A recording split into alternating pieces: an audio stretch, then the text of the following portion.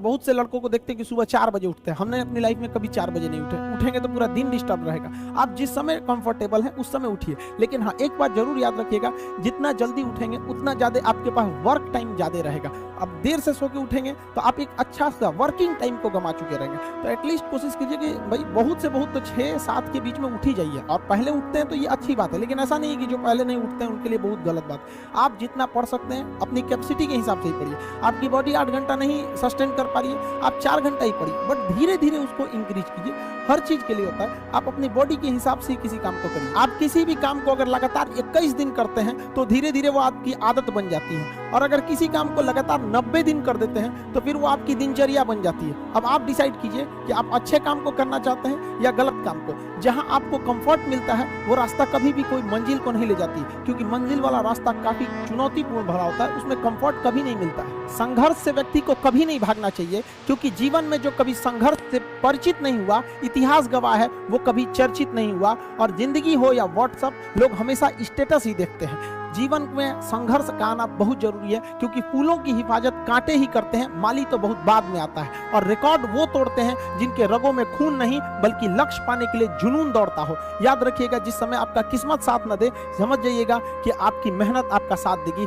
किस्मत एक लिफ्ट की तरह होती है, कभी भी धोखा दे सकती है, लेकिन जो मेहनत होती है वो सीढ़ियों की तरह होती है। चढ़ने में तो थकान देगी, लेकिन कभी आपका साथ नहीं छोड़ेगी, आपको अपने मंजिल तक पहुंचाएगी। और बुलंदी पे चढ़ने के बाद आपको घमंड नहीं बल्कि एक सुकून मिलेगा कि मेहनत जरूर की है, लेकिन अपनी मंजिल तक जरूर पहुंचे। स्टूडेंट लाइफ की सबसे बड़ी खराबी किसी चीज को कल पे टाल देना। आज टीचर्स ने पढ़ाया, कल रिवाइज करेंगे, आज लिखे कल इसको सॉल्व करेंगे।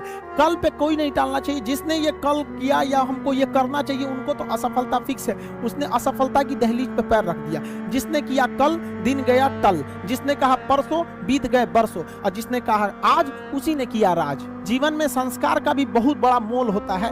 आप अपने विचारों से स्वतंत्र रहिए, लेकिन संस्कारों से बंधे रहिए। कभी भी अहंकार मत रखिए, क्योंकि आप कितनी भी बुलंदी पर क्यों न चले जाएं, लेकिन याद रखिएगा आसमान में बैठने की जगह नहीं होती है। जो भी बुलंदी पे जाएगा उसको एक ना एक दिन, आज नहीं तो कल, उसको वापस इस धरती पर आना है। इसलिए बुलंदी को देखकर बहुत जल्दी घमंड में नहीं आना चाहिए। और हमेशा याद रखिए, बड़े बुजुर्गों से मिलकर बैठना चाहिए, उनसे बातें करना चाहिए। बड़े नायाब होते हैं ये लोग, कुछ लम्हों में जिंदगी के तजुर्बे बता देते हैं। याद रखिएगा, समय, सम्मान और विश्वास, ये 3 ऐसी चीजें होती हैं जो एक बार अगर हाथ से चली गई तो फिर दोबारा लौट के कभी नहीं आती। जीवन में सबके प्रति दया का भाव रखना चाहिए। और सबसे बेशर्म चीज अगर कोई इस दुनिया में है तो वो गरीबी है।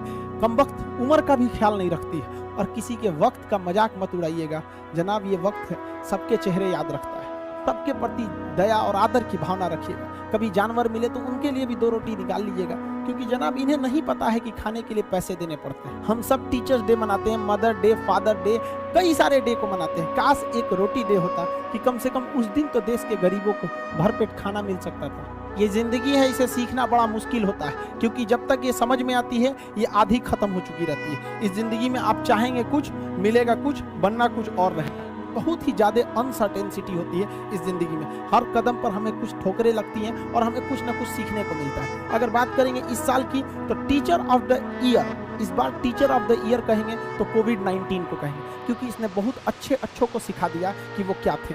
चंद गज 2 गज जमीन में दफनाया गया उसे, जो करोड़ों का मालिक हुआ करता था। सबको समझ में आ गया कि पैसा धरा का धरा रह जाता है, इंसान कठपुतली है। इसलिए मिल बांट कर रहिए, जितनी जिंदगी है एक दूसरे से संपर्क में रहिए, एक दूसरे के दुख में सुख में भाग लीजिए। किसी के सुख में जाइए या ना जाइए, लेकिन दुख में जरूर साथ दीजिए, क्योंकि अपने वो नहीं होते हैं जो तस्वीर में साथ हों, अपने वो होते हैं जो तकलीफ में साथ देते हैं। इस बार इस कोरोना ने बहुत सारे लोगों को, अपनों को खोया। शायद ही कोई ऐसा गांव होगा जहां अपनों ने नहीं, अपने किसी अपनों को नहीं गंवाया हो। तो उन सब की आत्मा को भगवान शांति दे, उनके परिवार के लोगों को यह हिम्मत दे कि वो इस दुख की घड़ी को निपट सकें, इससे जल्दी से बाहर आ सकें। और जितने लोग हैं जो अभी कोरोना भी पूरी तरह से खत्म नहीं हुआ, वैक्सीनेशन को बहुत तेजी से करें, ताकि ये जनजीवन पूरी तरह से अपनी पटरी पर आ पाए। देखिए, बहुत सारे लोगों का कहना है कि कोरोना ने उनका बिजनेस बर्बाद कर दिया, उनका आय का साधन बर्बाद कर दिया, परिवार उजाड़ दिया।